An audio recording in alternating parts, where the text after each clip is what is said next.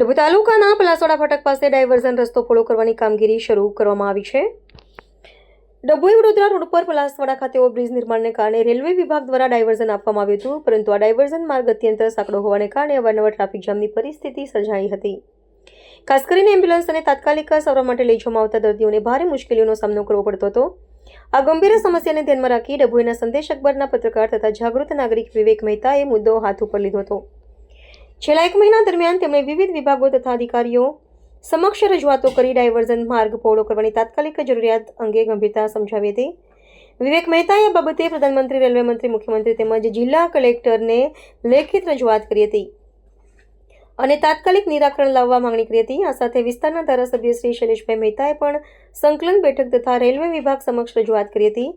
4 વર્ષ સુધી ચાલનાર કામ દરમિયાન લોકો સતત હેરાન ન થાય તે માટે ડાયવર્ઝન માર્ગ પહોળો કરવો જરૂરી છે। આ તમામ પ્રયત્નોમાં પરિણામે ગતરોજ રેલવે વિભાગ દ્વારા ડાયવર્ઝન માર્ગને બંને બાજુથી પહોળો કરવાની કામગીરી શરૂ કરવામાં આવી હતી। સમસ્યાના નિરાકરણમાંથી પંથકમાં લોકો સંતોષ અને ખુશીનો માહોલ મળી રહ્યો છે।